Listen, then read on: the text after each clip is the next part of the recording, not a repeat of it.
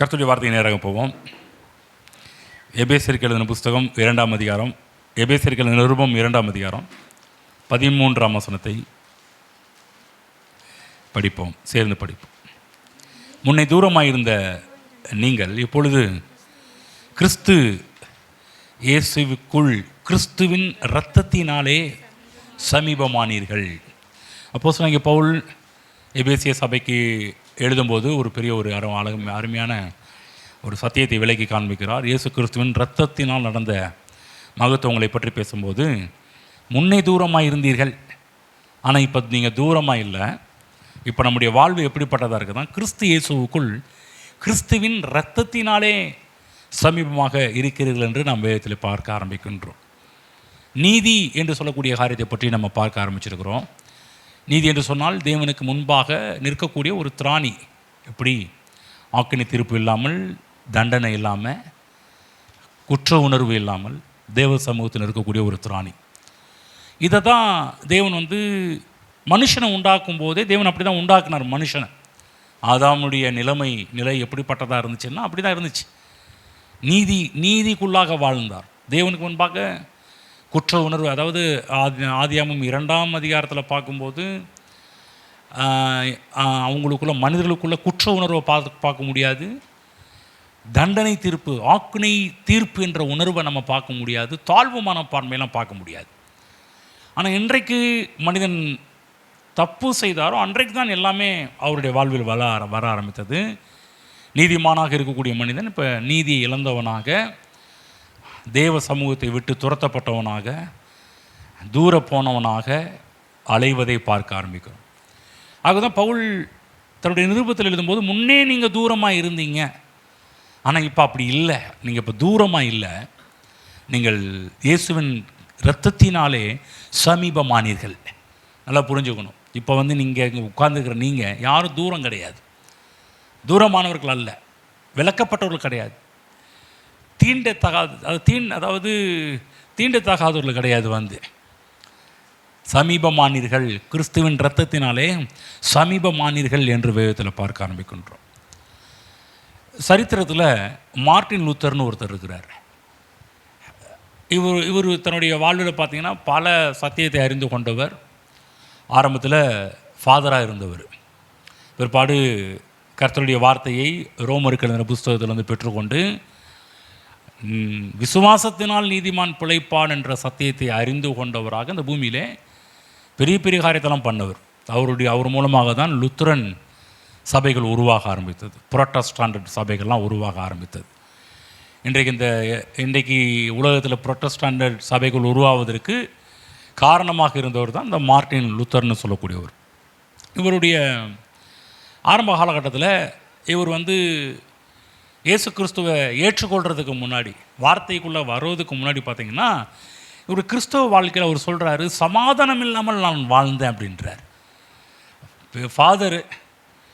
ஆனால் அவர் சொல்கிறாரு, நான் ஒரு சமாதானம் இல்லாத ஒரு ஆளாகவே அலைய ஆரம்பித்தேன் அப்படின்றார். நிம்மதி இல்லை அப்படின்றார்.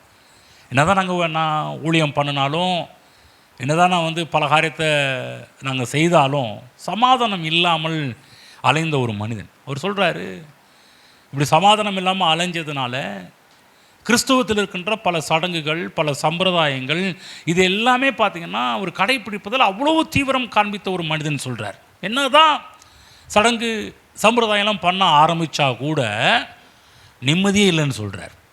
எல்லா சடங்கெல்லாம் ஃபாலோ பண்ணுற, எல்லா சடங்கெல்லாம் கரெக்டாக பண்பட்டு வராரு. இதெல்லாம் பண்ணினாலும் அவர் சொல்கிற ஒரு ஸ்டேட்மெண்ட் என்னென்னா, நிம்மதி இல்லை அப்படின்றார்.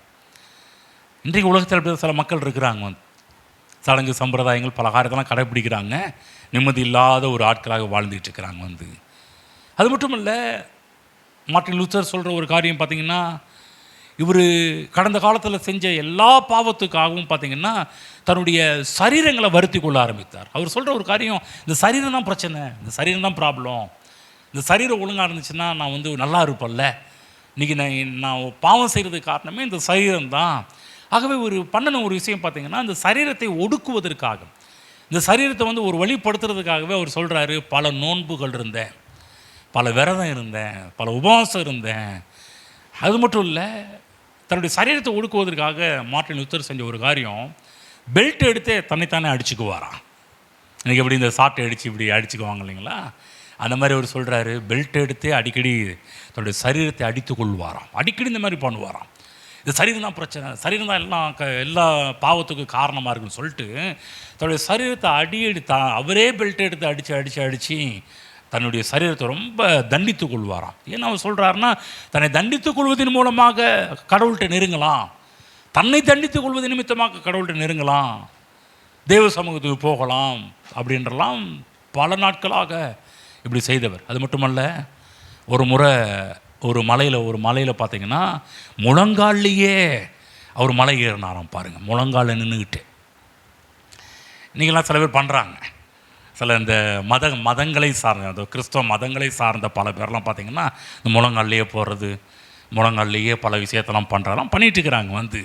அவங்க என்ன நினச்சிட்டாங்கன்னா, இப்படி பண்ணுறதுனால ஏதோ கடவுள்கிட்ட போகலாம், கடவுள் சேரலாம், ஒரு நீதியை அடையலாம், தேவ சமூகத்தில் போகலாம் என்று சொல்லி பல முறை இந்த மாதிரி பண்ணினவர், பல முறை இந்த மாதிரிலாம் செய்தவர். அப்போ தான் ஒரு முறை ஆண்டவர் மார்ட்டின் லூத்தரோடு இடைப்பட ஆரம்பித்தார். அப்போ அந்த டைமில் ஆண்டவர் லூத்தர்கிட்ட போய் கேட்குறாரு, மார்ட்டின், உன் சரீரத்தை நீ ஒடுக்குவதன் மூலமாக, உன் சரீரத்தை சித்திரவதைப்படுத்துவதன் மூலமாக நீ தேவ சமூகத்தை அடைந்து விடலாம் என்று நினைக்கிறாயா? நான் சொல்கிறேன், அது முடியவே முடியாது என்று சொல்லி தேவன் இடைப்பட்டார், அவரோடு பேச ஆரம்பித்தார். அப்போ அவர் சொல்கிறாரு, உன் சரீரத்தை நொறுக்குவதன் மூலமாக ஒன்றும் நடக்க போகிறது கிடையாது, உன் சரீரத்தை வாதிப்பதன் மூலமாக உனக்கு ஒன்று நடக்க போவது கிடையாது.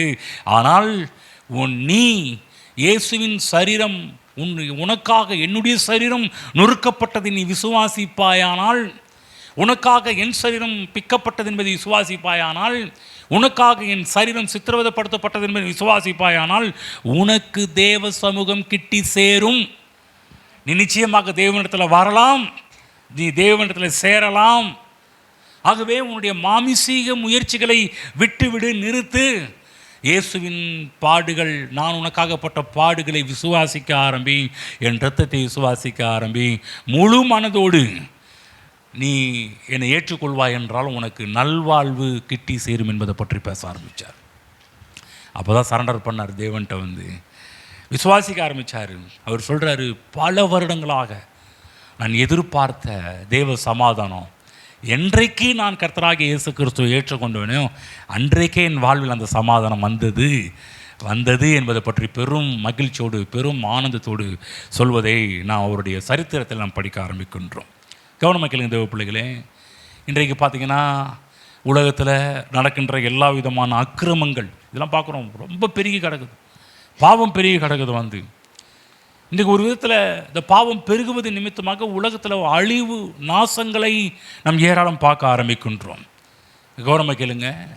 அது மட்டுமல்ல, இந்த முழு உலகத்தையே தேவன் என்ன பண்ண ஆரம்பித்தார்னா, வேதத்தில் பார்க்குறோம், ஆதியாகம புஸ்தகம் 6ஆம் அதிகாரம் எடுத்து படித்து பார்க்கும்போது அங்கே சொல்கிறாரு, மனிதனுடைய இருதயத்தின் நினைவுகள் நித்தமும் பொல்லாதவைகள் என்று தேவன் கண்டு என்று நாம் பார்க்க ஆரம்பிக்கிறோம். 5ஆம் வசனம் 6:5, மனுஷனுடைய அக்கிரமம். பாருங்க, இந்த அக்கிரமம் எங்கே ஸ்டார்ட் ஆச்சு? ஆதியாகமம் 3ஆம் அதிகாரத்தில் ஆரம்பிச்சிச்சு. ஆதியாகமம் 3ஆம் அதிகாரத்தில் இருந்து மனிதனுடைய பாவத்து நிமித்தமாக எல்லா விதமான அக்கிரமம் ஆரம்பமாச்சு. அதை பார்க்குறோம், மனுஷனுடைய அக்கிரமம் பூமியிலே பெருகினது. 3ஆம் அதிகாரத்தில் ஆரம்பித்த அக்கிரமம் 6ஆம் அதிகாரத்தில் பார்க்குறோம் பெருகி போனது. எப்படி பெருகுனுச்சு? அவன் இருதயத்தின் நினைவுகளின் தோற்றமெல்லாம் நித்தமும் பொல்லாததே என்றும் கர்த்தர் கண்டு தாம் பூமியிலே மனுஷனை உண்டாக்குனதற்காக கர்த்தர் மனஸ்தாபப்பட்டார், அது அவர் இருதயத்துக்கு விசனமாய் இருந்தது. யோசிச்சு பார்த்தீங்களா? மனிதனுடைய இருதயத்தின் நினைவுகளெல்லாம் வாரத்தில் ஒரு நாள் பொல்லாததுன்னு பைபிளில் போடல, நித்தமும் பொல்லாதது என்று கர்த்தர் கண்டு பார்க்குறார், வேதனை அடைகிறத பார்க்குறோம். ஆனால் இப்படிப்பட்ட ஒரு காலகட்டத்தில் பாவம் பெருங்குச்சு, நித்தமும் பொல்லாததாக இருக்குது. இப்படிப்பட்ட சூழ்நிலையில் நடந்த ஒரு விஷயம் என்னன்னு பார்க்கும்போது 6ஆம் அதிகாரம் 9ஆம் வசனம் படித்து காமிக்கிறேன். அதுக்கு முன்னாடியிலேருந்தே படிக்கிறேன். 8ஆம் வசனம், நோவாவுக்கோ கர்த்தருடைய கண்களில் கிருபை கிடைத்தது. நோவாவின் வம்ச வரலாறு. நோவா தன் காலத்தில் இருந்தவர்களுக்குள்ளே நீதிமானும் உத்தமனுமாய் இருந்தான். நோவா தேவனோட சஞ்சரித்து கொண்டிருந்தான். வேதத்தில் பார்க்குறோம், நோவாவுக்கு கர்த்தருடைய கண்களில் கிருபை கிடைத்தது. சொல்லுங்க, கிருபை கிடைத்தது. ஆமென். யோசிச்சு பாருங்க, அவ்வளவு சந்ததிகள் மத்தியில், அவ்வளவு பாவிகள் மத்தியில், முழு உலகத்திலுமே பார்த்தீங்கன்னா முழு உலகமே இருதயத்தின் நினைவுகளெல்லாம் நித்தமும் பொல்லாததாக இருக்குது. ஆனால் ஒரு ஃபேமிலி, ஒரு மனுஷன் நிமித்தமாக வேதம் சொல்கின்றது, நோவாவுக்கு கர்த்தருடைய கண்களில் கிருபை கிடைத்தது. அது மட்டும் இல்லை, அந்த 9ஆம் வசனம் சொல்லப்பட்டிருக்கிறது, தன் காலத்தில் இருந்தவர்களுக்குள்ளே நோவா எப்படிப்பட்டவனா, நீதிமானும் உத்தமனுமாய் இருந்தான். சொல்லுங்க, நீதிமான் உத்தமன். யோசிச்சு பாருங்க, அவ்வளோ மக்கள் இருந்த மத்தியில் தேவன் கொடுக்கின்ற அழகான ஒரு வார்த்தை, அவன் நீதிமானாக இருந்தான், உத்தமனாக இருந்தான். பாருங்க, நோவா நீதிமான் என்று வாசிக்கும் போது என்ன அர்த்தத்தில் போடப்பட்டிருக்குது? நீதிமான் என்றால் என்ன அர்த்தம்? உலகத்தை சொல்கிறாங்களே, இல்லைங்க அவன் பீடி குடிக்கல, இல்லைங்க அவன் சிகரெட்டு குடிக்கல, தம் அடிக்கல, தண்ணி அடிக்கலை, இந்த மாதிரி தப்பான பழக்கெல்லாம் பண்ணலை என்ற அர்த்தத்தில் அப்படி போடப்பட்டிருக்கிறதா? அவன் பொடி போடலை, போத வஸ்துகளுக்கு அடிமையாகலை அப்படின்னு போடப்பட்டிருக்குதா? அந்த மாதிரி வார்த்தையெல்லாம் வேதம் உபயோகப்படுத்தலை. நீதிமான்னு சொல்லும்போது இதெல்லாம் அப்படி அடிக்கிட்டு நம்ம உலகத்தில் சொல்லணும்ல. சில நம்ம கூட சில இடத்துல கிறிஸ்துவ உலகத்தில் சில வார்த்தைகள் எடுத்து போய் இந்த தப்பு பண்ணா, அந்த தப்பு பண்ணா, அப்படி வரிசையாக அழிக்கிட்டு போகிறோம். இதெல்லாம் பண்ணனாங்க, இதெல்லாம் பண்ணனா, இது பண்ணலை, பண்ணாதனால நீதிமானா தான், பண்ணுனால எப்படி போனான் அப்படின்னு போடப்படவில்லை. கவனமாக கேளுங்க, அவனுக்கு தேவனுடைய கிருபை கிடைத்து விட்டது. யாருக்கு? நோவாவுக்கு. கவனமாக கேளுங்க, ஒரு விஷயம், இந்த சரியான ஒரு, அதாவது ஒரு ஒரு ஆர்டர் லைஃபு, இப்படி பண்ணல அப்படி பண்ணல, கொஞ்சம் தப்பெல்லாம் பண்ணலை, அது நிமித்தமாக ஒரு மனிதன் அவன் நீதிமான் ஆனான் என்று சொல்ல பாருல. இதெல்லாம் செஞ்சதுனால அவன் தப்பெல்லாம் செஞ்சதுனால அவன் நீதிமானா இல்லைங்க, அவன் ஒழுங்காக இருந்தால் அந்த நீதிமான் ஆயிருப்பான் என்று போடப்படலை. ஒரே ஒரு விஷயம், நோவா என்ற மனிதனை பற்றி சொல்லும்போது, நோவா இரத்தத்தின் நிமித்தமாக நீதிமானாக மாற்றப்படுகிறார் என்ற அர்த்தத்தில் சொல்லப்பட்டிருக்கிறது. பூமியிலே அவ்வளோ மக்கள் இருந்தார்கள், ஆனால் அவ்வளோ மக்கள் மத்தியிலேயும் ஒரு மனுஷன் இரத்தத்தை விசுவாசித்த ஒரு மனிதன். ஆமென். அவ்வளோ ஜனங்கள் மத்தியில் என்ன சொல்லப்பட்டிருக்குது? மனுஷனுடைய அக்கிரமம் பூமியிலே பெருகினது, மனுஷனுடைய இருதயத்தின் நினைவுகள் நித்தமும் பொல்லாதது. எவ்வளோ மக்கள், எத்தனை மக்கள்? அத்தனை மக்களுடைய இருதயத்தின் நினைவுகளும் பொல்லாததாக இருந்தது, ஒரே ஒரு மனுஷனை தவிர. நோவாவை தவிர அத்தனை மக்களுடைய எண்ணங்களும் கெட்டு போய் கிடக்குது, மோசமாக கிடக்குது, பாவத்தில் கிடக்குது. தேவன் பார்த்தாரு. படிக்கிறோம் பாருங்க, 7ஆம் வசனம், அப்பொழுது கர்த்தர், நான் சிருஷ்டித்த மனிதனை பூமியின் மேல் வைக்காமல் மனுஷன் முதல் கொண்டு மிருகங்கள், ஊரும் பிராணிகள், ஆகாயத்து பறவைகள் பரியந்தம் உண்டாயிருக்கிறவைகளை நிக்கிரகம் பண்ணுவேன், நான் அவர்களை உண்டாக்கினது எனக்கு மனஸ்தாபமாக இருக்கிறது என்றார். கவனமாக கேளுங்க, அத்தனை மக்கள் மத்தியில் ஒருத்தனை தவிர, ஒருத்தன் என்று சொல்லும்போது கொஞ்சம், அதாவது தரக்குறைவாக நான் அப்படி பேச வரல, பேச்சு வாக்கில் அந்த ஒரு வார்த்தை சொல்கிறேன். ஒருவரை தவிர எல்லாருடைய இருதயத்தின் நினைவுகள் எல்லாமே பொல்லாததாக இருக்குது. தேவன் பார்க்குறார். அது நிமித்தம் தேவன் மனஸ்தாபப்பட்டார்னு போடப்பட்டிருக்கு, வருத்தப்பட்டார் என்றெல்லாம் போடப்பட்டிருக்கிறது. அப்போ பாருங்கள், அவ்வளோ மக்கள் இருந்தாலும் ஒரே ஒரு மனிதன் நோவா, அந்த குடும்பத்தின் நிமித்தமாக கிருபை பெற்ற ஒரு மனிதன், நோவாவின் நிமித்தமாக கிருபை பெற்ற ஒரு குடும்பம். அப்போ நல்லா கவனமாக கேளுங்க, ஒரு விஷயத்தை சொல்கிறேன் பாருங்கள். என்னன்னா, நோவா தேவனுடைய இரத்தத்தை நம்பினவர், தேவனுடைய இரத்தத்தை விசுவாசித்தவர், இரத்தத்தை குறித்து ஒரு நல்ல ஒரு வெளிச்சம் பெற்ற ஒரு மனிதன் யார் என்று சொன்னால், அவ்வளவு மக்கள் மத்தியில் ஒரே ஒருத்தர் நோவா என்று சொல்லக்கூடிய ஒருத்தர் தான். கவனமாக கேளுங்க, ஒரு விஷயம் சொல்கிறோம் பாருங்களேன். அதாவது தேவனுடைய இரத்தத்தை குறித்து அதற்கு முன்பாக வெளிச்சம் வந்ததா என்று பார்க்கும்போது வெளிச்சம் கிடைச்சிச்சு. யார் நிமித்தமாக புரிந்து கொண்டார்கள்? ஆதாமின் நிமித்தமாக புரிந்து கொண்டார்கள். ஆதாம் தேவன் அவருடைய இரத்தத்தை குறித்து, இரத்தம் சிந்துதலை பற்றியும் இரத்தத்தை குறித்தும் நான் ஏற்கனவே சொன்னது போல அவருடைய சந்ததிகளுக்கு கற்றுக் கொடுத்தார். அதில் ஒருத்தர் ஆபேலுக்கும் கற்றுக் கொடுத்தாரு, காயினும் கற்றுக் கொடுத்தார். ஆனால் அது யார் விசுவாசித்தார் என்று பார்க்கும்போது ஆபேல் விசுவாசித்ததை பற்றி வேதத்தில் பார்க்குறோம்.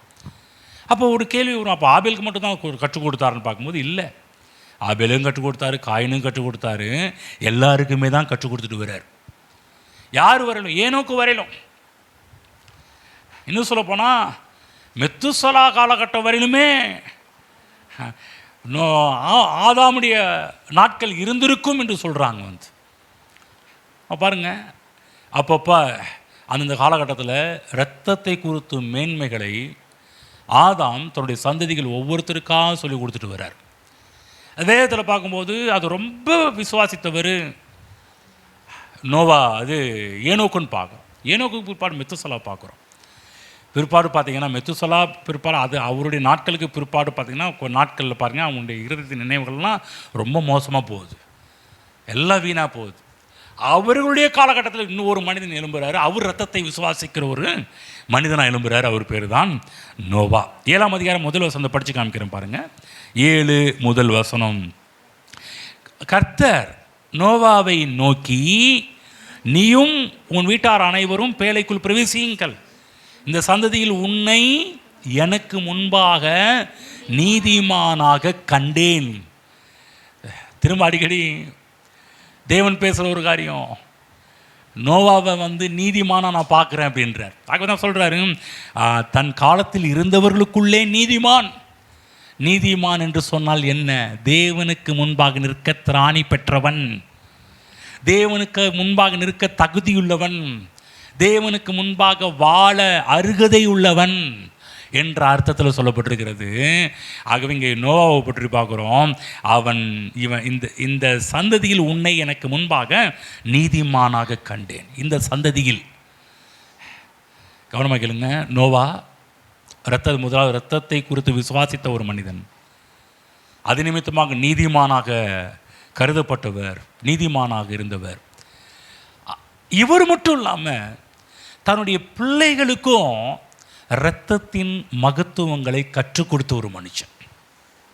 நோவா தன்னுடைய பிள்ளைகள் 3 பேர், அவங்க மனைவியெல்லாம் சேர்த்தோம்னா 3 + 3 6, நோவா மனைவி +8 8 பேர். நோவா இரத்தத்தின் மேன்மை குறித்து தான் கற்றுக்கொண்டது மட்டுமல்லாமல் தன் பிள்ளைகளுக்கு கற்றுக் கொடுக்குறாரு, தன்னுடைய மருமகள்மாருக்கும் தான் மனைவிக்கும் அவைகளை கற்றுக் கொடுக்குறத நம் வேதத்தில், அதாவது வேதத்தில் பார்க்குறோம் போது எனக்கு இப்படிலாம் போட்டிருக்குதா அப்படி இல்லை. இதன் வேதத்தில் படிக்கின்ற சில வசனத்தின் மூலமாக இந்த இரத்தத்தை குறித்த ஒரு அறிவு இல்லைன்னா அவர் என்ன பண்ண, வேலையை பாரியா, நான் என் வேலையை பார்க்கணும்னு சொல்லி நோவா அவர் என்ன பண்ணுவார்னா அவர் மட்டுக்கா விட்டுட்டு போயிருப்பார், எல்லாத்தையும் விட்டுட்டு போயிருப்பார். ரத்தத்தை குறித்து வெளிச்சறிஞ்சு காமிக்க போகிறோம். ரத்தத்தை குறித்து எப்படிப்பட்ட வெளிச்சறிஞ்சுன்றதெல்லாம் பார்க்க போகிறோம் பாருங்கள். அப்போ ரத்தத்தின் மேன்மை அறிந்த ஒரு நோவா தன் பிள்ளைகளுக்கு கற்றுக் கொடுக்குறத பார்க்குறோம். ஆகவே தான் பார்க்குறோம், இந்த இடத்துல ஒரு வசனம் போடப்பட்டிருக்கிறது. 7ஆம் அதிகாரம் முதல் வசனத்தில் படிக்கின்றோம். கர்த்தர் நோவாவை நோக்கி, நீயும் உன் வீட்டாரும் அனைவரும் பேழைக்குள் பிரவேசியுங்கள், இந்த சந்ததியில் உன்னை எனக்கு முன்பாக, சொல்லுங்கள், எனக்கு முன்பாக. தேவன் பேசுகிற ஒரு வார்த்தையை பார்த்தீங்களா, உன்னை எனக்கு முன்பாக. அநேக நேரத்தில் மனிதர்களுக்கு முன்பாக சில நேரத்தில் நம்ம நீதிமானாக காணப்படலாம். சில பேர் நீதிமானாக நடிக்கிற ஆட்களாக இருக்கிறாங்களே, அப்படிப்பட்ட ஆட்களாக காணப்படலாம். ஆனால் இங்கே மனிதர்களுக்கு முன்பாக நீதிமான் என்று போடப்படலை. தேவன் சொல்கிறார், உன்னை எனக்கு முன்பாக நீதிமானாக கண்டேன். புரிஞ்சுங்களா? தேவனுக்கு முன்பாக நோவா நீதிமானாக காணப்பட்டவர். நான் சொல்கிறேன், நீதிமான் என்றால் என்ன? திரும்ப சொல்கிறேன், தேவனுக்கு முன்பாக நிற்கக்கூடிய திராணி பெற்றவர், தேவனுக்கு முன்பாக நிற்க வாழ அருகதை உள்ள ஒரு மனிதன் தான் நீதிமான். அந்த நாட்களில் லட்சோப லட்சம் மக்கள் இருந்தாங்க. ஆனால் அவ்வளோ மக்கள் மத்தியில் ஒரே ஒரு மனுஷன் தேவனுடைய அதாவது இரத்தத்தை விசுவாசித்த ஒரு மனிதனாக காணப்படுகிறதை நம்ம வேதத்தில் பார்க்க ஆரம்பிக்கின்றோம். இன்றைக்கு பெரும்பான்மையான மக்கள் இந்த உலகத்தில் வாழ்கிறாங்க. நான் சொன்னது போல் இது பெரும்பான்மையான எல்லா மக்களுமே யாருமே தேவனுக்கு முன்பாக நீதிமானாக அவர்கள் வாழலை. அவர்கள் எல்லாருமே மனிதர்களுக்கு முன்பாக நீதிமானாக எண்ணப்பட்டவர்கள். மனுஷனுக்கு முன்பாக பார்வைக்காக வாழ்ந்த மக்கள் இவங்க மத்தியில் தான் இரத்தத்தின் பக்கமாக இருக்கக்கூடிய ஒரு கூட்டத்தை தேவன் விரும்ப ஆரம்பித்தார். இரத்தத்தின் பக்கமாக இரத்தத்தை விசுவாசிக்கின்ற ஒரு கூட்டம், ஒரு 8 பேர் கொண்ட ஒரு குழு. அந்த குழுவுக்கு தான் பார்த்தீங்கன்னா பைபிளை பார்க்குறோம், நோவாவுக்கு தேவனுடைய கிருபை கிடைக்க ஆரம்பித்தது. நோவாவுக்கு மட்டுமல்ல, நோவாவை சேர்ந்த 8 பேருக்கும் தேவனுடைய கிருபை உண்டாக ஆரம்பிச்சிச்சு, தேவனுடைய தயவு உண்டாக ஆரம்பிச்சது. நோவாவுடைய குடும்பத்துக்கு பார்க்குறோம், பாதுகாவல் உண்டாக ஆரம்பிச்சிச்சு. ஆமென். முழு உலகமே அழிய போகுது. ஆனால் அந்த 8 பேர் தேவனுடைய கிருபையால், தேவன் அவர் கண்களில் கிடைத்த கிருபையால் நீதிமானாக எண்ணப்பட்டது நிமித்தமாக அவர்கள் நோவாவுக்கும் நோவாவின் குடும்பத்துக்கும் அழகான பாதுகாப்பு அவர்களுக்கு கிடைக்க ஆரம்பித்தது. யோசிச்சு பாருங்க, இது ரொம்ப முக்கியம். பாதுகாப்பு அவசியம். நீங்கள் மக்கள் ஒரு பாதுகாப்பு இல்லாமல் வாழ்ந்துக்கிட்டு இருக்கிறாங்க. முழு உலகத்தை எடுத்துக்கிட்டிங்கன்னா எல்லாருடைய மக்களுடைய மனநிலை எப்படிப்பட்டதாக இருந்தாலும் பாதுகாப்பற்ற ஒரு நிலையில் தான் மக்கள் வாழ்ந்து கொண்டிருக்கிறார்கள். யோசிச்சு பாருங்கள், நீங்கள் என்னதான் இருந்தாலும் ஒவ்வொரு டைம் நீங்கள் சர்ச்சுக்கு வரும்போதெல்லாம் ஃபேமிலியாக வரவங்க என்ன பண்ணுறீங்கன்னா, முதல்ல வீட்டை பூட்டிட்டு தான் வரீங்க. ஹலோ, ஏன் பூட்டிட்டு வரீங்க? இன்றைக்கி ஒரு சில நாட்டை பற்றி சொல்கிறாங்க, அந்த நாட்டில் பூட்டே அவசியம் இல்லைன்றாங்க. எல்லா நாடும் இல்லை, ஒரு நாட்டை பற்றி சொல்லும்போது, ஒரு இடத்த பற்றி சொல்லும்போது அவங்க சொல்கிறாங்க, அந்த ஊரில் பூட்டே அவசியம் கிடையாது, காருக்கெல்லாம் நாங்கள் லாக்கெல்லாம் போடுறது கிடையாதுன்றாங்க. இன்றைக்கி நம்ம என்ன பண்ணுறோம், பூட்டு போட்டது மட்டும் இல்லை, வெளியே வந்துட்டு என்ன பண்ணுவோம்னா ஒரு இழுத்து பார்த்து பூட்டி இருக்குதா இல்லையான்னு. நான் ஒன்று சொல்லட்டுங்களா, எத்தனையோ முறை எங்கள் வீட்டை நாங்கள் பூட்டாமலே போயிருக்கிறோம். அப்புறமேட்டு தான் பார்க்குறோம், அடா சாமி பூட்டாமலா இத்தனை நாள் வெளியே இருந்தோம். ஹலோ, அது கவனக்குறைவால் பூட்டாமல் போனோம். ஆனால் நாங்கள் சொல்கிற சில நாடுகள்லாம் பார்த்தீங்கன்னா அங்கே பூட்ட அவசியம் கிடையாது, திருடர்கள் பய வேண்டிய அவசியம் கிடையாது. என்ன சொல்ல வரேன்னா, பாதுகாப்பு, தேவனுடைய பாதுகாப்பு இரத்தத்தை விசுவாசிக்கிற ஒவ்வொருவருக்கும் உரியதாக இருக்கின்றது. நான் கவனமாக கேளுங்க, இன்றைக்கு தேவனுடைய பாதுகாப்பை நாம் எல்லாரும் பெற்றிருக்கிறோம். எல்லாரும் சொல்லுங்க, நான் தேவனுடைய பாதுகாப்பை பெற்றவன். ஆமென். நன்றாக மனதில் கொண்டு போய் வைத்து கொள்ள வேண்டும். அதாவது இன்னொரு விஷயம் சொல்ல விரும்புகிறேன், உலகத்தில் நடக்கிற எல்லா விதமான அசம்பாவிதங்களும் உங்களுக்கு நடக்க வேண்டிய அவசியம் கிடையாது. ஏராளமான மக்களுக்கு பல பிரச்சனை உண்டாகுது, எனக்கும் இந்த பிரச்சனை வரும்னு நம்ம நம்ப வேண்டிய அவசியம் கிடையாது. கிறிஸ்துவின் இரத்தத்தின் மேல் உள்ள விசுவாசம்தான் உங்களையும் பாதுகாக்கும், உங்கள் குடும்பத்தையும் பாதுகாக்கும், உங்களுடைய தொழிலையும் பாதுகாக்கும், தேவன் நம்ம கொடுத்த ஊழியத்தையும் பாதுகாக்கக்கூடியது என்னவென்று சொன்னால் இயேசு கிறிஸ்துவின் இரத்தத்தை விசுவாசிக்கின்ற விசுவாசம். வேதத்தில் பார்க்குறோம், படிப்போம். ஒரு சில வசனத்தை படிக்கிறேன். 7ஆம் அதிகாரம் 11ஆம் வசனம் படித்து காமிக்கிறேன். நோவாவுக்கு 600ஆம் வயதாகும் வருஷம் 2ஆம் மாதம் 1ஆம் தேதியிலே அந்நாளிலே மகா ஆழத்தின் ஊற்றுக்கண்களெல்லாம் பிளந்தன, வானத்தின் மதகுகள் திறவுண்டன. ஆழத்தின் ஊற்றுக்கண்களெல்லாம் திறந்தன. ஆழத்தின் ஊற்றுக்கண்கள். 19ஆம் வசனம் படித்து காமிக்கிறேன். அதிலே 11 படித்தேன், 19ஆம் படிக்கிறேன் பாருங்கள். ஜலம் பூமியின் மேல் மிகவும் அதிகமாகி பெருகினதனால் வானத்தின் கீழ் எங்குமுள்ள உயர்ந்த மலைகளெல்லாம் மூடப்பட்டன. ஆழத்தின் ஊற்றுக்கண்களெல்லாம் திறந்தது, வானத்தின் மதகுகளாம் திறந்தது. கவனமாக கேளுங்க, எங்கெங்கெல்லாம் ஓப்பன் ஆகுது, கீழே ஊற்றெல்லாம் திறந்து தண்ணி புதுன்னு வர ஆரம்பிக்குது. பிற்பாடு வானத்தின் மதகுகள் திறந்துச்சுன்னா என்ன அர்த்தம்னா, அங்கிருந்து வானத்திலிருந்து மலைகள், ஏகப்பட்ட மலைகள். என்ன சொல்கிறாங்கன்னா, ஓசோன் மண்டலத்திலே ஓப்பன் ஆகி அதெல்லாம் ஓப்பன் ஆயிடுச்சுன்றாங்க. அதெல்லாம் பிறந்து அங்கேருந்தெல்லாம் தண்ணி பொதுன்னு ஊற்ற ஆரம்பிச்சிருங்க. அது மட்டும் இல்லை, பைபிளை படிக்கின்றோம், வானத்தின் கீழ் எங்குமுள்ள உயர்ந்த மலைகளெல்லாம் மூடப்பட்டன. 20ஆம் வசனம், மூடப்பட்ட மலைகளுக்கு மேலாய் 15 முழம் உயரத்திற்கு ஜலம் பெருகிற்று. என்ன சொல்கிறார்? உயர்ந்த மலைகள்லாம் மூடிடுச்சு. எத்தனை நாள்? 40 நாட்கள். நல்லா ஒரு காரியத்தை மனதில் வச்சுக்கோங்க. 40 நாட்கள் நம்ம ஊரில் பெய்து பாருங்கள், அந்த மழை கிடையாது. இந்த மழை 40 நாள் பெஞ்சாலும் என்ன பண்ணோம், திரும்பவும் நம்ம டக்குன்னு ட்ரை ஆயிரும். நோவாவின் காலத்தில் பார்த்தீங்கன்னா முத மழையே பார்க்காதவர், பனிகளால் தான் ஏகப்பட்ட காரியம் நடந்துச்சு. அந்த நாட்களில் மலைகளை பார்க்குற ஏகப்பட்ட மழை உண்டாகு, தண்ணீர், இந்த ஊற்றுக்கண்கள்னால் பூமி பிளந்து அங்கிருந்து தண்ணி வர ஆரம்பிக்குது. வானத்தில் இருக்கிற மதுகள் திறந்து அங்கிருந்து தண்ணி வர ஆரம்பிக்குது. திரும்ப சொல்ல கவனமாக கேளுங்க, நம்ம ஊரில் பெய்கிற மழை கிடையாது இது. புரிஞ்சுக்குங்க. உலகத்தில் இருக்கிற எல்லா மலைகளும் மூடப்பட்டு விட்டது. இன்னும் சொல்லப்போனால் திரும்ப பூமியானது ஆரம்பத்தில் ஸ்டார்ட் ஆகுது. ஆதியாகமம் 1ஆம் அதிகாரத்தில் தண்ணீர்னால் பூமி சூழப்பட்டிருந்துச்சின்னு பைபிள் பார்க்குறோம். பிற்பாடு தான் தேவன் ஒவ்வொன்றா பிரிக்கிறார். வெட்டாந்தர உருவாக்கணும்னு சொல்கிறார். அப்போ தான் பிரியுது எல்லாமே. அதுக்கு முன்னாடி எப்படி இருந்துச்சோ, ஃபஸ்ட்டு பிகினிங், ஆரம்பத்தில் பூமி எப்படி இருந்ததோ அதே போல் இப்போ பூமி இருக்குது. என்ன ஒன்றுன்னா, பூமிக்கு மேலே தண்ணி நிற்கிது. எத்தனை அடி? 15 முழ உயரத்திற்கு. அப்போ கொஞ்சம் கற்பனை பண்ணி பார்க்கணும். பூமியில் எந்த இடமும் காலி கிடையாது. எல்லாமே ஆதியாகமம் 1ஆம் அதிகாரத்தில் சொல்லப்பட்ட பிரகாரமாகவே இப்போ நடந்து கொண்டிருக்குதுன்னா எல்லாமே ஃபுல்லாகிடுச்சு. 15 முழ உயரத்துக்கு இப்போ மேலே நோவாவின் கப்பல் மிதந்துக்கிட்டு இருக்குது. கற்பனை பண்ணி பாருங்கள். அப்படி என்று சொன்னால் எவ்வளவு வலிமையான ஒரு வெள்ளமாக இருக்கும் என்பதை சற்று யோசித்து பாருங்கள். ஆனால் நோவாவை அந்த வெள்ளம் பாதிக்கலை, நோவாவின் குடும்பத்தை அந்த வெள்ளம் பாதிக்கவில்லை. மற்ற எல்லாரையும் பாதித்தது. 7ஆம் அதிகாரம் 17ஆம் வசனம் படித்து காமிக்கிறேன், எடுத்துக்கொள்ளுங்கள். ஜலப்பிரளயம்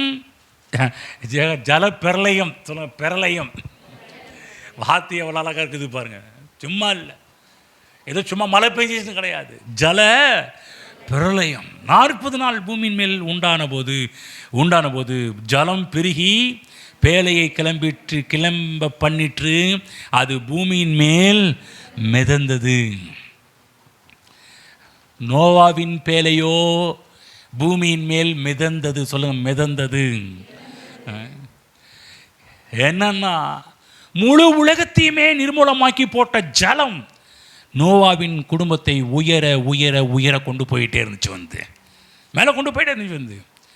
அவ்வளவு அத்தனை அலைகள் மோதி அடித்தது. ஆனால் நோவாவின் பேழைக்கு உள்ள ஒரு சொட்டு தண்ணி உள்ளே போகலை.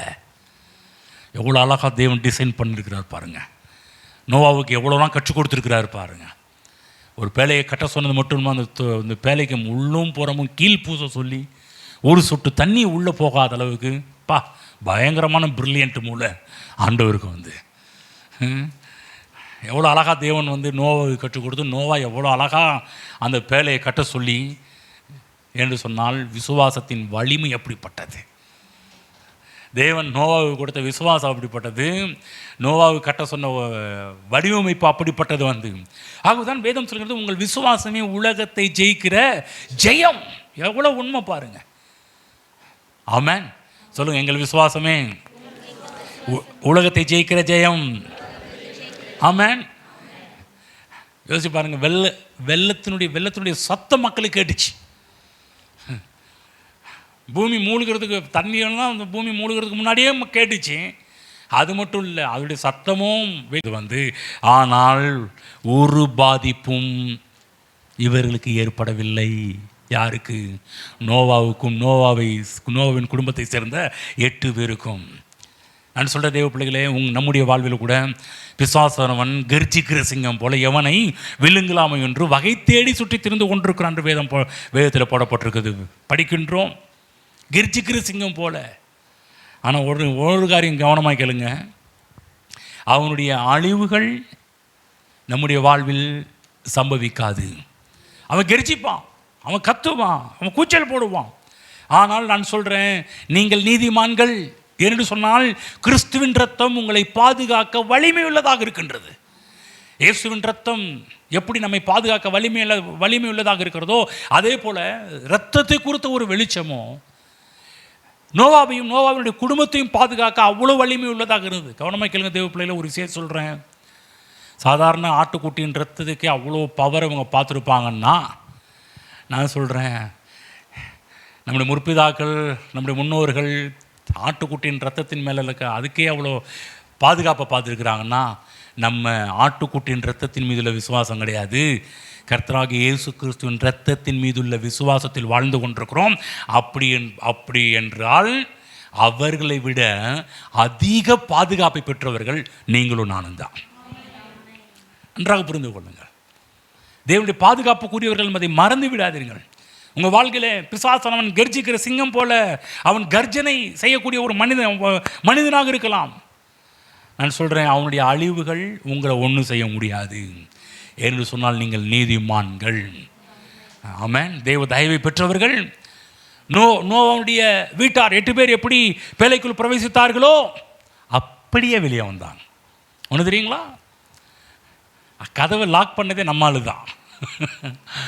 பைபிள் போடப்பட்டது, நோவாவை உள்ளே விட்டு வெளியே லாக் போட்டவர் கர்த்தருக்கு தெரியும். ஒருவேளை இனி லியோ மாரி இருப்பான், சில தடவை வீட்டை பூட்டாமல் போகிறானோ, இவன் அடிக்கடி இந்தமாரி எக்கதவை பண்ணுவான்னு சொல்லி ஆண்டவருக்கு.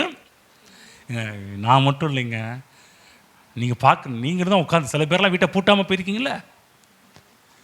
பாஸ்டர் இந்த சீக்கிரட்லாம் சொல்லாதீங்கன்றீங்களா? இதை சொன்னால் நாங்கள் அடிக்கடி ஏதாவது திருடேன் உள்ளே பூந்துட்டா என்ன பண்ணுறது பயப்படுறீங்களா? கவலைப்படாதீங்க. சில இடத்துல நம்முடைய கவனக்குறைவு நிமித்தமாக சில இடத்துல வீட்டை பூட்டாமல் போயிருக்கலாம். கர்த்தருக்கு தெரியும். சில இடத்துல நோவா இந்த மாதிரி மிஸ்டேக் பண்ணுவான். அதனால் கர்த்தர் பார்த்தாரு. அவன் பதட்டத்தில் அந்த மிருகம் உள்ளே ஏறிச்சா, அந்த மாரி இது ஏறிச்சா, அது ஏறிச்சா. நம்மளால் சில பிஸியெலாம் இருந்துருப்பார் சில ஆள். சில நம்ம சில கவனக்குறைவு கொஞ்சம் பிஸியாக இருந்துட்டோம்னா நம்ம சில கவனக்குறைவு போயிடும். அவங்க கர்த்தரை பார்த்தாரு, கொஞ்சம் வேலை கொஞ்சம் பழு அதிகமாக கொஞ்சம் ப்ரெஷர் அதிகமாக இருக்கும். அதனால் கர்த்தர் பார்த்தாரு, நீ உள்ளே நோவா, நீ லாக் பண்ணுற அந்த சிரமத்தை நீ எடுத்துக்காத, நான் எடுத்துக்கிறேன்னு சொல்லி கர்த்தர் பைபிளை பார்க்குறோம். கர்த்தர் கதவை அடைத்தார் என்று பார்க்குறோம்.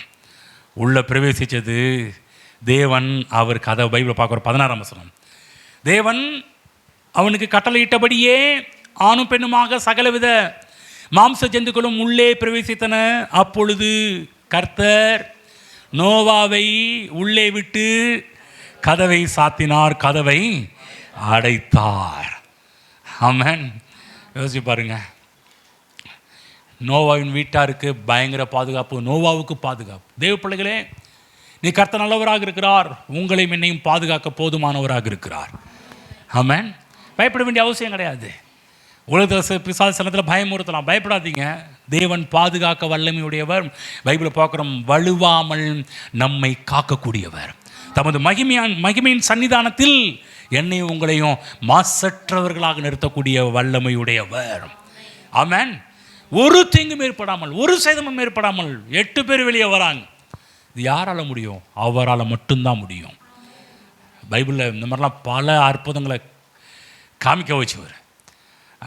3 பேரை உள்ள நெருப்புக்குள்ளே போயிட்டு வெளியே வராங்க. வேதம் சொல்கின்றது, அந்த முடியின் கருகுன ஸ்மெல், அது கூட அந்த வாசம் கூட இல்லையா. ஃபயர் அப்படிப்பட்ட ஒரு அக்கினி 7 மடங்கு சூளை அதிகமாக்கி இருக்கிறாங்க. எவ்வளோ அழகாக தேவன் அவங்கள காப்பாற்றி வெளியே கொண்டு வந்தார் தெரியுங்களா? ஆச்சரியமான ஒரு விஷயம். இன்றைக்கும் சில நேரத்தில் சில காரியத்தில் பார்க்கும்போது நமக்கே ரொம்ப ஆச்சரியமாக இருக்குது. இப்படிலாம் கர்த்தர் பைபிளில் பண்ணியிருக்கிறாருன்னு சொல்லிட்டு தேவன் என்னையும் உங்களை பாதுகாக்க வல்லமையுடையவர். பயப்படாதீங்க, சோர்ந்து போகாதீங்க. கர்த்தருங்களை அம்போன்னு விட்டுவாரான்னு கலங்கி நிற்காதீங்க. தேவன் பாதுகாக்க அவர் வல்லமையுடையவராக இருக்கிறார். 8ஆம் அதிகாரம் 16ஆம் வசனம் படித்து காமிக்கிறேன். 8ஆம் அதிகாரம் 16. நீயும் உன்னோடு கூட உன் மனைவியும் உன் குமாரரின் மனைவிகளும் பேழையை விட்டு புறப்படுங்கள். பெரும்பான்மையான மக்கள் விசாலமான பாதையை தெரிந்து கொண்டு மரித்து போனார்கள். நோவாவின் வார்த்தையை மறுத்து விட்டார்கள். நோவா போதித்த சுவிசேஷத்தை கேட்க மறுத்து விட்டார்கள். கேலி செய்தார்கள், கிண்டல் செய்தார்கள். பைபிள் போடப்பட்டிருக்குது. லூக்கா 17:27 படிங்க பார்க்கலாம். அந்த ஒரு வசனத்தை 17:27 அவருடைய நாட்களில், நோவாவின் நாட்களில் நாள் வரைக்கும்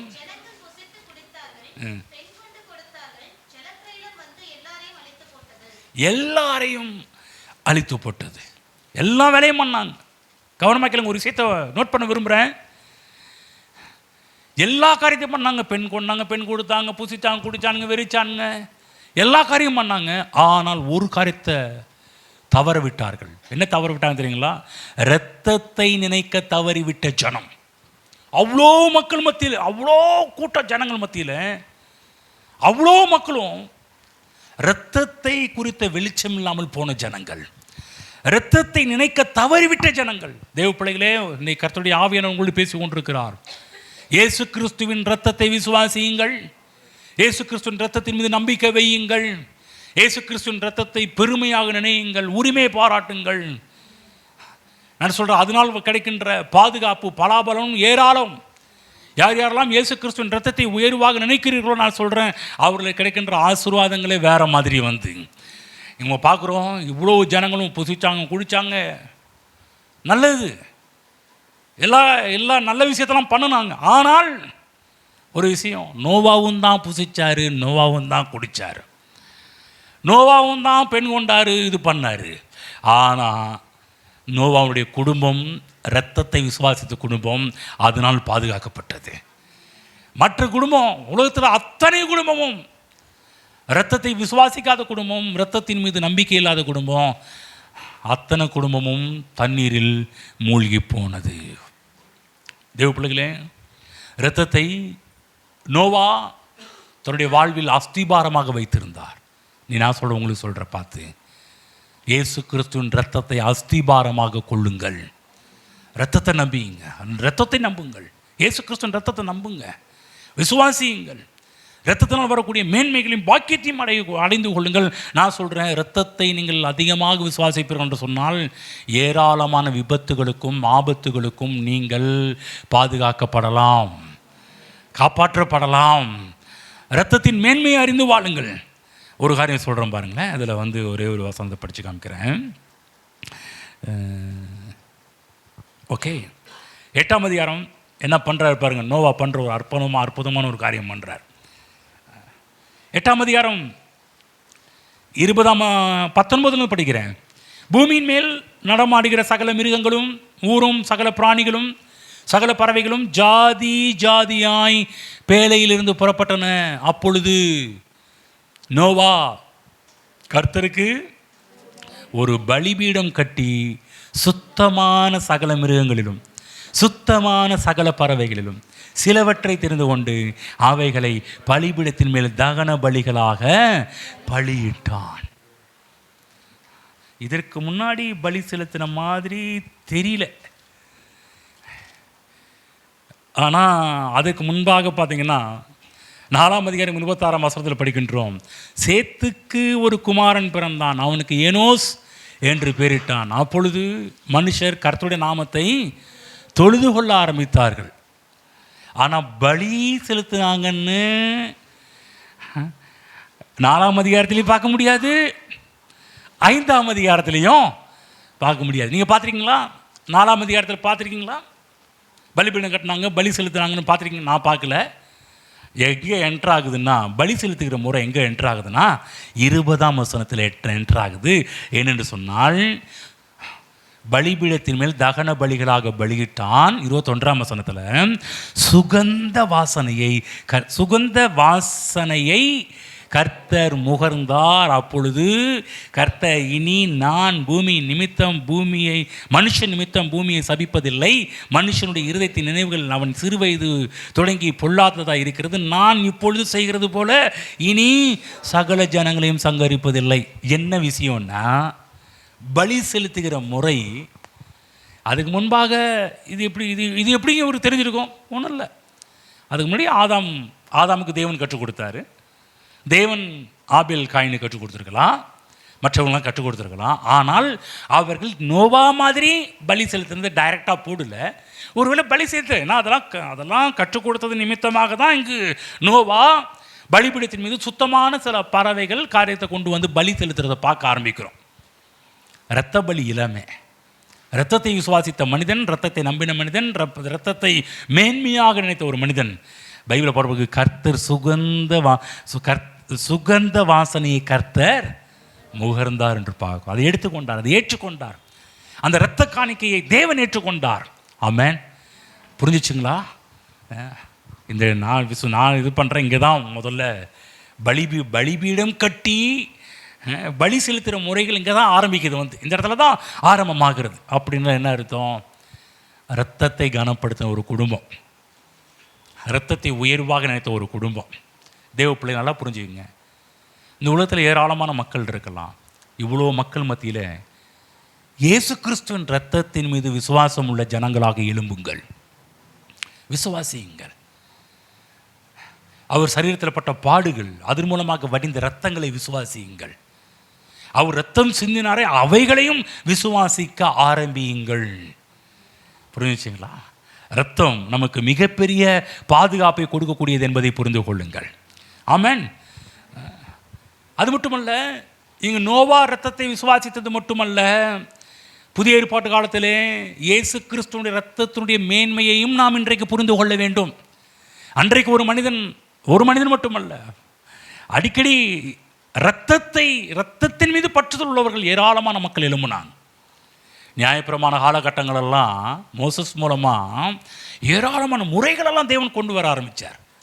இரத்தத்தின் மூலமாக எப்படி தேவன்கிட்ட இணையணும், தேவன்கிட்ட சேரணும், எப்படிலாம் அவங்க பலிகள் செலுத்தணும், அதுக்குடைய காரியங்கள் என்ன என்கின்ற எல்லா முறைகளும் லேவியராகம புஸ்தகத்தில் தேவன் மோசையின் மூலமாக கற்றுக் கொடுக்க ஆரம்பித்தார். அதை தொடர்ந்து பின்பற்றினார்கள், இரத்த வழிகளை பின்பற்றினார்கள். இன்றைக்கு அந்த மாதிரி நமக்கு இப்போ பின்பற்றாமல் இப்போ ஒரே இரத்த பலி, இயேசு கிறிஸ்துவின் இரத்த பலிகளை விசுவாசித்து அதை வாயிலை உச்சரிப்பதன் மூலமாக நம்முடைய வாழ்விலே ஏராளமான பாதுகாப்பை இன்றைக்கு நீங்களும் நானும் பெற்றுக்கொள்ள ஆரம்பிக்கின்றோம். ஆமென். புரிஞ்சுங்களா? மனிதனுடைய அநீதி, மனிதனுடைய அக்கிரமம் எல்லாம் கிறிஸ்துவில் தண்டிக்கப்பட்டு விட்டது.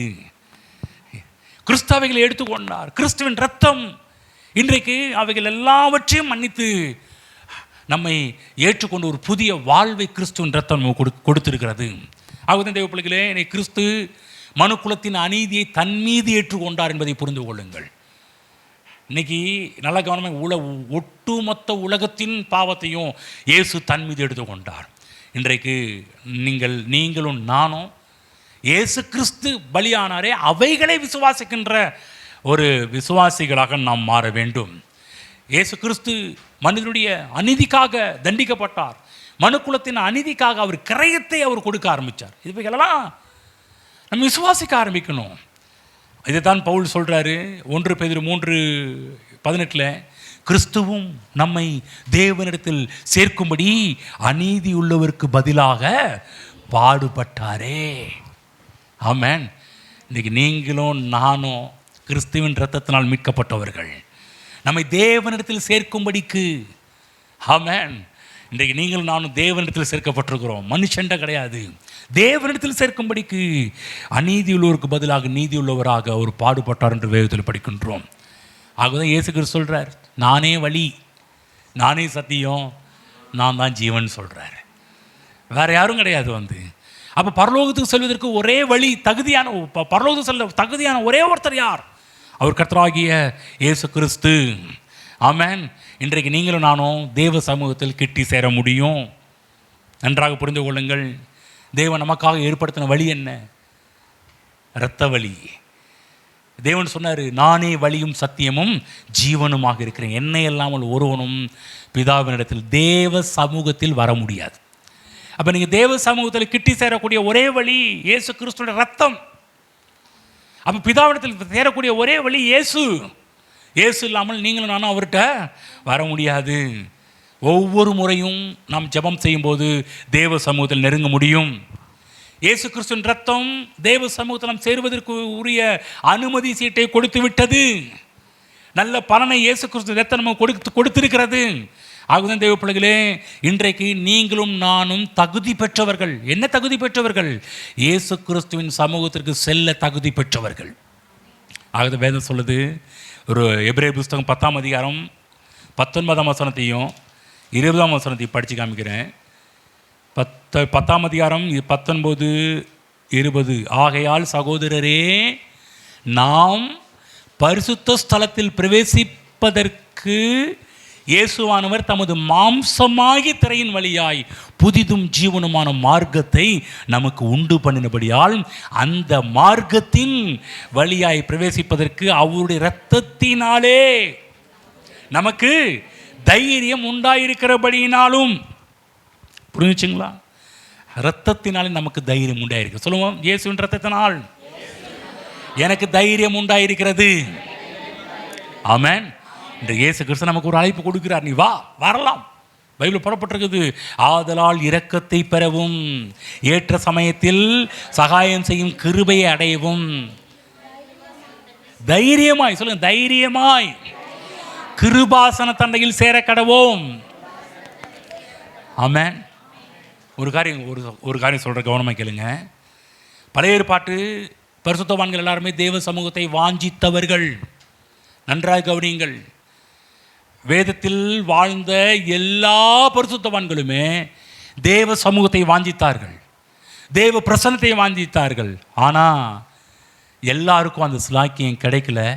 ஒரு சிலருக்கு மட்டும்தான் அந்த ஸ்லாக்கியம் கிடைத்தது என்பதை புரிந்து கொள்ளுங்கள். ஆனால் இன்றைக்கு புதிய ஏற்பாட்டு காலத்தில் ஒரு சிலருக்கு மட்டுமல்ல, எல்லாருக்கும் ஸ்லாக்கியம் கொடுக்கப்பட்டிருக்குது. பழைய ஏற்பாட்டு காலத்தில் ஒரு மனிதன் ஜெபம் ஆரம்பிக்கிறாரு. படிப்போம். ஆதியாகமம் புஸ்தகம் 18ஆம் அதிகாரத்தில் 17ஆம் வசனத்தில் படித்து காமிக்கிறோம். அப்போ தெரியும் பாருங்கள் அவங்க ஜெபம் எப்படிப்பட்டதாக இருந்துச்சு, எந்த அளவுக்கு தேவ சமூகத்தில் வருவதற்கு பயந்தாங்க என்பதை பற்றிலாம் பார்க்குறோம். 18ஆம் அதிகாரம் 27ஆம் வசனத்தை படித்து காமிக்கிறார். 27. அப்பொழுது ஆபிரகாம் பிரதித்திரமாக, இதோ நான் தூளும் சாம்பலுமாய் இருக்கிற அடியேன் ஆண்டவரோட பேச துணிந்தேன். பார்த்தீங்களா? தைரியமாக வர முடியல ஆபிரகாம் முதற்கொண்டு. ஏன்னா அந்த அளவுக்கு தைரியம் கொடுக்கப்படல. அவர் சொல்கிறாரு, அடியேன் ஆண்டவரோட பேச துணிந்தேன். வேதத்தில் பார்த்தீங்கன்னா ஆபிரகாம் பற்றி வேதம் சொல்லும்போது விசுவாசிகளின் தகப்பன் என்று வேதம் அவர் அழைக்குது.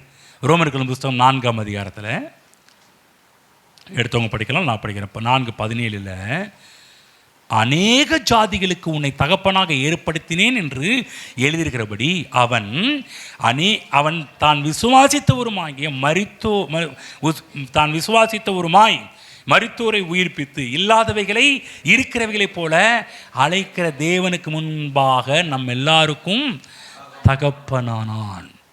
விசுவாசிகளின் தகப்பன். ஆனால் அவர் கூட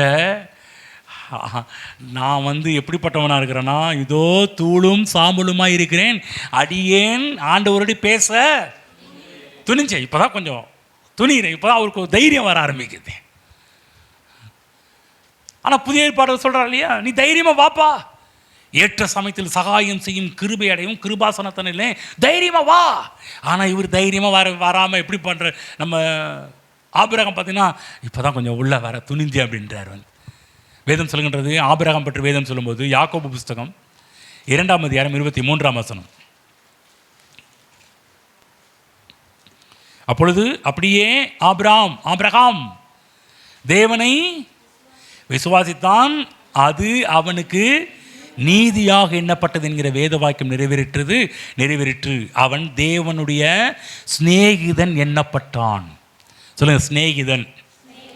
ஆபிரகாம் யார்? தேவனுடைய சிநேகிதன். அப்படிப்பட்ட ஆபிரகாம் கூட தேவனுடைய சமூகத்தில் கிட்டி சேர தைரியம் வரல. அவர் ஒரு நம்ம ஊரில் ஆண்டவரே ப்ளீஸ் கெஞ்சிரும் அந்த மாதிரி தான் அவர் நிலைமை இருக்குது. ஆண்டவரோடு தைரியமாக பேச முடியல. என்னென்னு சொன்னாலும் அப்படிப்பட்ட ஒரு காலகட்டம். ஆட்டுக்குட்டின் ரத்தத்தினால தான் அவங்க 1 வருஷத்துக்குரிய அவங்களுக்கு எக்ஸ்பீரியன்ஸ் கிடச்சிச்சு தேவ சமூகத்தில் போகிறதுக்கு. அது ஒரு சிலர் தான் உள்ளே போக முடியும், எல்லாரும் உள்ள போக முடியாது. ஆனால் ஒரு சிலர் கிடச்சிச்சு, எல்லாரும் போக முடியல. ஆனால் ஒன்று கவனமாக கேளுங்க, ஆனால் கிறிஸ்து அவருடைய நாட்களில் வரவில்லை என்பதையும் புரிந்து கொள்ளுங்கள். இயேசு கிறிஸ்து எப்போ வந்தார்? 2000 வருடங்களுக்கு முன்பாக இந்த உலகத்தில் வந்தார் இல்லையா? அந்த டைமில் வந்தார். அதற்கு முன்பாக ஒரு வரல. அது நிமித்தமாக மனிதனுடைய அநீதிகளுக்காக தேவன் தண்டிக்கப்படவில்லை. எப்போ தண்டிக்கப்பட்டார்? என்றைக்கு கல்வாரி சிலுவைக்கு இயேசு கிறிஸ்து சென்றாரோ அன்றைக்கு தான் முழு மனுவர்க்கத்துடைய பாவத்தின் அக்கிரமம் எல்லாவற்றையும் அவர் எடுத்துக்கிட்டு அவர் தண்டிக்கப்பட்டார் என்பதெல்லாம் வேதத்தில் படிக்க ஆரம்பிக்கின்றோம். அது மட்டுமல்ல, அவர்கள் சிறந்தவர்களாக அன்றைக்கு இருந்தாலும் நமக்கு இருக்கிற ஸ்லாக்கியங்கள் பாக்கியங்கள் அவர்களுக்கு கிடைக்கவில்லை. ஆபிரகாமுக்கு கிடைக்கல. இன்றைக்கு நாம் கிருபையின் காலத்தில் வாழ்ந்து கொண்டிருக்கிறோம் என்பதை புரிந்து கொள்ளுங்கள். இன்றைக்கி எப்பயாவது அவருடைய சமூகத்தில் போகிறதுக்கு நமக்கு தைரியம் பழைய ஏற்பாடு காலத்தில் கிடச்சிச்சு. ஆனால் இன்றைக்கு பைபிளில் போடப்பட்டிருக்குது, எப்பயாவது ஒரு டைம் இல்லை, வருஷத்துக்கு ஒரு முறை கிடையாது. நீ எப்பயாவது வரணும், ஆட்டை கொண்டு வரணும், இல்லை காலையை பிடிச்சிட்டு வரணும், இல்லை ஒரு புறாவை வாங்கிட்டு வந்து பலி செலுத்தணும். இப்போ இந்த முறையெல்லாம் அடிக்கடி நடக்க வேண்டிய அவசியம் கிடையாது. ஏனென்று சொன்னால் இயேசு கிறிஸ்து நமக்காக பலியிடப்பட்டிருக்கிறாரே. ஆமென். புரிஞ்சுங்களா? இல்லைன்னு சொன்னால் ஒவ்வொரு டைம் நீங்கள் சர்ச்சுக்கு வரும்போதெல்லாம் என்ன நடக்கும் தெரியுங்களா? ஆட்டை பிடிச்சிட்டு வரணும், காலையை போய் ஏதோ பிடிச்சிட்டு வரணும். வீட்டு நம்ம சர்ச்சு வாசப்படி ஃபுல்லாக என்ன நிற்கும் தெரியுங்களா? குன்னத்தூர் ஆட்டு சந்தையாக இருக்கும். குன்னத்தூர் மேச்சேரி ஆட்டு சந்தையாக கூட இருக்கலாம். கத்திக்கிட்டே இருக்கும், ஏதாவது பண்ணணும், அறுத்தாதான் அது அடங்கும். அந்த மாதிரிலாம் இருக்கும். தேவன் எவ்வளோ நல்லவர் பாருங்க. இன்றைக்கி அந்த மாதிரி தேவன் டீல் பண்ணல. ஒரே தரம் பலியிடப்பட்டார் கிறிஸ்து இயேசு கல்வாரி சிலுவையிலே நமக்காக. ஆகவே இன்றைக்கு நாம் கிருபையின் காலத்தில் வாழ்ந்து கொண்டிருக்கிறோம். ஒவ்வொரு நிமிடமும் நீங்கள் தேவ சமூகத்தில் கிட்டி சேரலாம். என்னைக்காவது ஒரு நாள், ஏதோ ஒரு மாதத்தில் ஒரு நாள், வருஷத்தில் ஒரு நாள் என்று அல்ல. நீங்கள் எப்போ நினைச்சாலும் தேவ சமூகத்தில் வரலாம். ஆமென். பாருங்கள், வார வாரம் தேவ சமூகத்தில் வந்துடுறீங்க. அது மட்டும் இல்லை, வார வாரம் மட்டும் இல்லைங்க, நீங்கள் எப்போ நினைச்சாலும் தேவ சமூகத்தில் தைரியமாக வரலாம். ஆமென். தேவ சமூகத்தில் கிட்டி சேர முடியும். ஆகவே தேவ பிள்ளைகளே, ஒவ்வொரு நாளும் கிறிஸ்துவுக்கு நன்றியுள்ளவராக நாம் காணப்பட வேண்டும். ஆண்டவரே, உம்முடைய இரத்தத்தால் என்னை மீட்டீரே. அந்த நாட்களில் நோவாவுக்கு மற்ற ஒரு சில பரிசுத்தவான்களுக்கெல்லாம் அந்த அவ்வப்போது கிரேஸ் அவங்களுக்கு கிடைக்க ஆரம்பிச்சிச்சு. இன்றைக்கெல்லாம் அவ்வப்போது இல்லைங்க. பைபிளில் போடப்பட்டிருக்கு, என் கிருபை உனக்கு போதும்னா எல்லா டைமும் தேவ கிருபை நமக்கு போதும். புரியுதுங்களா? ஞாயிற்றுக்கிழமை மட்டும் இல்லை, ஒவ்வொரு நாளும் தேவ கிருபை நமக்கு போதும். ஆகவே தான் பவுல் சொல்ல, என் கிருபை உனக்கு போதும். சொல்லுங்கள் பக்கத்தில், இயேசுவின் கிருபை உங்களுக்கு போதும். அப்படின்னா என்ன அர்த்தங்களா? அதுக்கு டென்ஸே இல்லை. தேவனுடைய கிருபை உங்களுக்கு போதும்னா நடந்து முடிஞ்ச கிடையாது, இப்படியும் கிடையாது. என் கிருபை உனக்கு எப்போதும் போதும். புரிஞ்சுங்களா?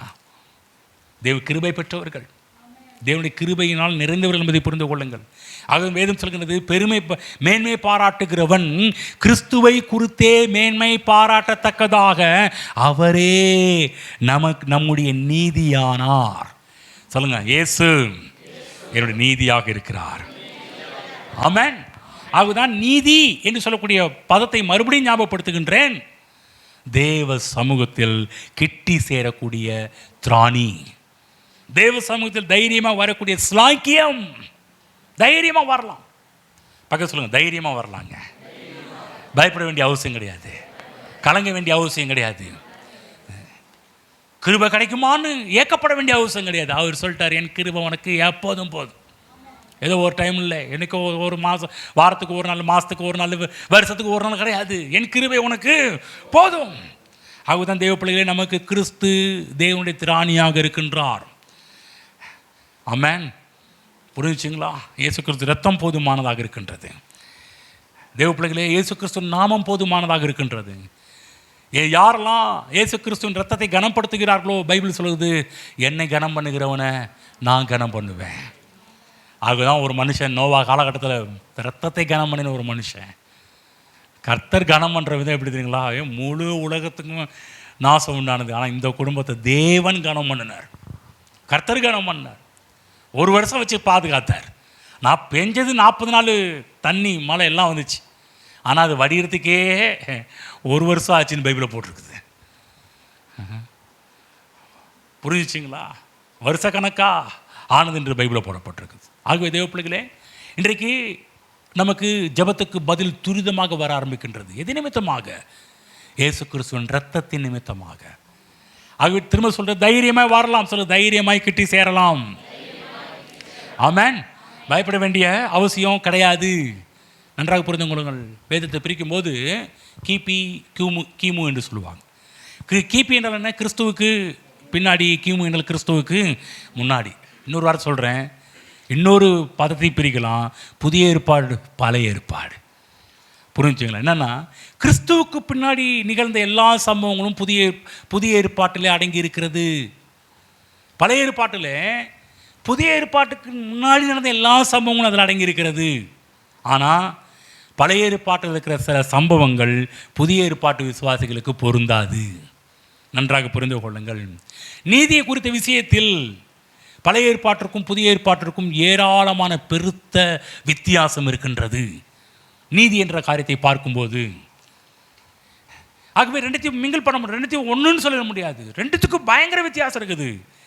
பழைய ஏற்பாட்டு காலத்தில் நீதிமான்களுக்கு ஒரு குறைவான நீதி அவங்களுக்கு வழங்கப்பட்டது.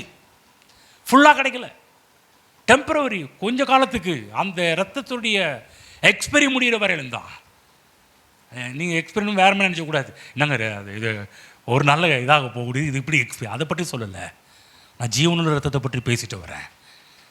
அது நிமித்தமாக பேசப்படுகின்ற ஒரு வார்த்தைகள்.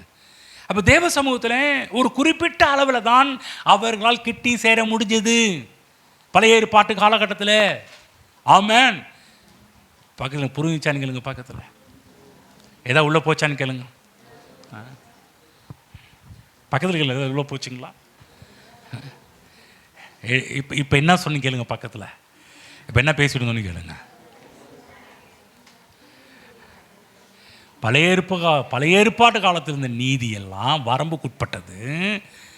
அதில் டெம்பரவரி நீதி. அதில் பார்த்தீங்கன்னா எப்போதுமே போக முடியாது. உள்ளே போகணுன்னா அதுக்கு எப்படி சொல்கிறாங்களே, பர்மிஷன் வாங்கணும். ஏகப்பட்ட சொல்கிறாங்க. சில இதெல்லாம் பார்த்தீங்கன்னா, சார் இத்தனை பேர் கையெழுத்து வாங்கி ஆகணுங்க. ஒருத்தர் கையெழுத்து போட்டால் மட்டும் போதாதுங்க, இத்தனை பேர் இதில் கையெழுத்து போட்டு ஆகணுங்க. கேட்டிருக்கீங்களா கேட்கலீங்களா? புதிய ஏற்பாட்டு நீதி பார்த்தீங்கன்னா ஒருத்தர் கையெழுத்து போட்டாலே போதும். ஏசு கிறிஸ்து என்ற ஒருத்தர், அவர் கையெழுத்து போட வேண்டிய அவசியம் கிடையாது. கையெழுத்து போட்டுட்டார். அப்பயே என்னைக்கு அவர் கல்வாரி சிலுவைக்கு போனாரோ அன்னைக்கே எல்லாமே முடிஞ்சிருச்சு. ஆனால் பழைய ஏற்பாட்டு காலத்தில் அவர்கள் ஒவ்வொரு டைமும் போகணுன்னா ஏகப்பட்ட ப்ரொசீஜர் இருக்குது. ஏகப்பட்ட சடங்கு சம்பிரதாயத்தை அவங்க செய்தே ஆகணும். ஆகுதே தேவ பிள்ளைகளே, இன்றைக்கு புதிய ஏற்பாட்டு காலத்தில் இயேசு கிறிஸ்து நம்முடைய நீதியாக இருக்கிறார் என்பதை புரிந்து கொள்ளுங்கள். தேவ சமூகத்தில் இன்றைக்கு தைரியமாக சேரலாம். பழைய ஏற்பாட்டு காலத்தில் ஆட்டுக்குட்டியின் ரத்தம் ஒரு எல்லைக்குட்பட்டதாக இருந்தது. அவர்களுக்கு நீதி கூட அவங்களுக்கு கிடைத்த நீதி கூட ஒரு எல்லைக்குட்பட்ட ஒரு நீதியாகவே இருந்தது. ஆனால் கிறிஸ்துவின் ரத்தம் எல்லைக்குட்பட்டது கிடையாது, எல்லையில்லாத ஒரு நீதியை நமக்கு பெற்றுத் தருகிறது. பழைய ஏற்பாடு காலத்தில் ஒரு வருஷத்துக்கு ஒரு முறை தான் அவங்க நீதியாக எண்ணப்பட்டாங்க. எல்லா காரியம் செஞ்சது எது நிமித்தமாக? ஆட்டுக்குட்டியின் இரத்தத்தின் நிமித்தமாக, அந்த பரிகாரத்தின் நிமித்தமாக. அவங்க திரும்ப ஒரு ஆட்டுக்குட்டியை அடுத்த வருஷம் அடிக்கலைன்னா அவ்வளோதான், தொலைஞ்சாங்க. அந்த மாதிரி தான் இருந்துச்சு. ஆகவே நல்லா புரிந்து கொள்ளுங்கள் தேவ பிள்ளைகளே, இன்றைக்கு நீங்களும் நானும் தேவ நீதியை பெற்றவர்கள். ஆமென். புரிஞ்சுங்களா? அவங்க நான் முதல் சொன்னேன், தேவ நீதியை பெற்ற நோவா, அது நிமித்தமாக தான் நோவாவுக்கு கர்த்தருடைய கண்களில் கிருபை கிடைத்தது.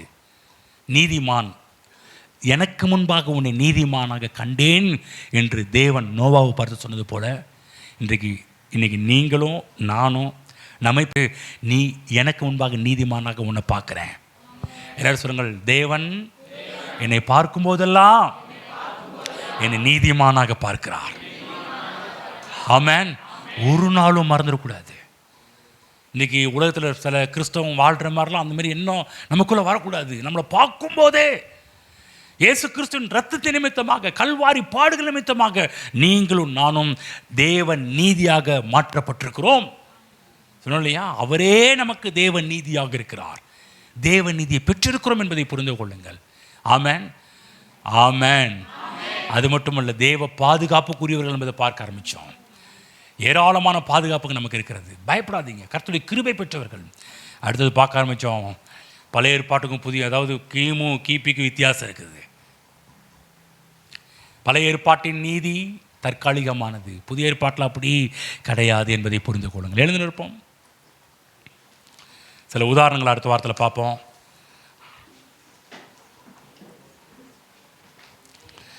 ஹல்லேலூயா. எவ்வளோ பாக்கியம் பெற்ற ஜனங்கள் தெரியுமா நீங்களும் நானும்? சுலாக்கியத்துக்குரியவர்கள், இரத்தத்தால் மீட்கப்பட்டவர்கள், இயேசுவின் இரத்தத்தால் மீட்கப்பட்ட ஜனங்கள் நீங்களும் நானும்.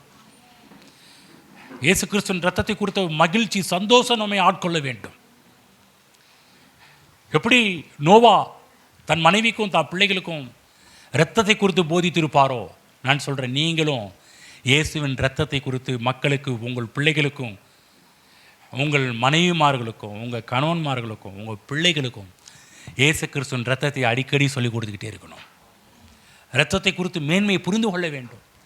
இரத்தத்தினால் இன்றைக்கு நமக்கு எப்படி தைரியம் உண்டாயிருக்கிறது என்பதை நாம் பிள்ளைகளுக்கும் மற்றவர்களுக்கும் சொல்லிக் கொடுக்கணும். இரத்தத்தை மேன்மையாக நினைக்க வேண்டும். யார்? இயேசு கிறிஸ்துவின் இரத்தத்தை மேன்மையாக நினையுங்கள். நான் சொல்கிறேன், அது மட்டும்தான் தேவ சமூகத்தில் நாம் செல்லக்கூடிய தைரியத்தை நமக்கு கொடுக்கக்கூடியது. ஆமென். கரங்களை வைத்து நன்றி செலுத்துவோம். ஸ்தோத்திரம் பிதாவே. இன்று எங்களோடு பேச நம்முடைய வார்த்தைகளுக்கு நன்றி செலுத்துகிறோம். இங்கே இருக்கிற ஆண்டவரே, இங்கே இருக்கிற ஒவ்வொருவரும் தேவ பாதுகாப்புக்குரியவர்களாக இருக்கிறதை எண்ணி நாங்கள் பெருமிதம் கொள்கிறோம் கர்த்தாவே.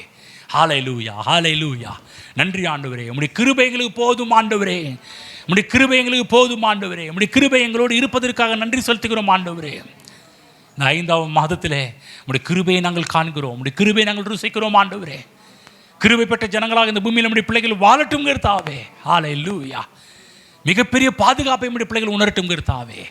பெரிய பெரிய அற்புதங்கள் இங்கே இருக்கிற நம்முடைய பிள்ளைகளை கொண்டு கர்த்தர் நீர் செய்வீராக தகப்பனே. ஹல்லேலூயா. நன்றி ஆண்டவரே, நன்றி ஆண்டவரே. ஆண்டவரே, வரக்கூடிய திங்கள், செவ்வாய், புதன் ஆகிய 3 நாட்களில் நடக்க இருக்கின்ற இந்த விடுமுறை வேதாகம பள்ளியில் நடக்கின்ற IBCM ப்ரோக்ராமை கர்த்தர் நீர் ஆசீர்வதிப்பீராக. ஆண்டவர் ஒவ்வொருவரையும் எடுத்து பயன்படுத்துவீராக. இயற்கை சூழ்நிலைகள் எங்களுக்கு சாதகமாக அமைவதாக என்று இயேசு நாமத்தில் கட்டளையிடுகிறோம் ஆண்டவரே. நல்ல கால சூழ்நிலைகள் உருவாவதாக. அப்பாமை துதிக்கிறோம். எந்த ஒரு அசம்பாவிதங்களும் எங்களுடைய தமிழகத்தில் நடக்கக்கூடாது என்று கட்டளையிடுகின்றோம். நல்ல சூழ்நிலைகள் தமிழகத்தில் உருவாகட்டும் என்று நாங்கள் ஆசீர்வதிக்கிறோம் கர்த்தாவே. இங்கே வந்து நம்முடைய பிள்ளைகளை இயேசு நாமத்தில் ஆசீர்வதிக்கிறேன். தேவ கரம் தாங்கி நடத்துவதாக தகப்பனே. அந்த இரத்தத்தின் மேன்மையை உணர்ந்தவர்களாக, அறிந்தவர்களாக இந்த பூமியில் வாழட்டும் கர்த்தாவே. ஹல்லேலூயா. அன்று ஒரு மனித நிமித்தமாக முழு ஆண்டு 8 பேரை காப்பாற்றின தேவன் இங்கே இருக்கிற நம்முடைய பிள்ளைகள் நிமித்தமாக நீர் காப்பாற்றி நாமத்தை மைமைப்படுத்துவதாக தகப்பனே. நன்மைகள் ஒவ்வொரு நாளும் குவிவதாக, அதிசயங்கள் ஒவ்வொரு நாளும் நடப்பதாக தகப்பனே. நம்முடைய பிள்ளைகளுடைய கையின் பிரயாசங்களை ஆசீர்வதிக்கின்றோம் ஆண்டவரே. நம்முடைய பிள்ளைகளுடைய குடும்பங்களை ஆசீர்வதிக்கின்றோம், வேலைகளை ஆசீர்வதிக்கின்றோம். நம்முடைய பிள்ளைகள் எடுத்து செய்கின்ற எல்லா காரியத்திலும் தேவ கிருபை உண்டாவதாக தகப்பனே. வர இருக்கின்ற இந்த ஜூன் மாத காலகட்டத்தில் நடக்க இருக்கின்றதை இந்த படிப்பு காரியங்களுக்காக ஸ்தோத்திரம். அதற்கு முன்பாகவே நம்முடைய பிள்ளைகள் ஆயத்தம் செய்யக்கூடிய ஃபீஸ்க்காக நன்றி செலுத்துகிறோம். அதெல்லாம் அற்புத விதமாக நம்முடைய பிள்ளைகள் சந்திப்பீராக. ஆண்டவரே, உம்முடைய பிள்ளைகள் கஷ்டப்பட்டு எந்த ஒரு காரியம் செய்யாமல் ஆண்டவரே உம்முடைய ஆசீர்வாதத்தால் நிறைந்து உம்முடைய பிள்ளைகள் செய்யக்கூடிய அளவுக்கு திராணி உண்டாகட்டும் என்று ஜெபிக்கிறோம், ஆசீர்வதிக்கின்றோம். போக்கில் மரத்தில் பாதுகாப்பு உண்டாவதாக, தேவக்கரம் தாங்கி நடத்துவதாக, இதுவரை நடத்தினவர் இனியும் அற்புதமாக உம்முடைய பிள்ளை நடத்துவீராக. இயேசு கிறிஸ்து நாமத்தில் பிதாவே, ஆமென்.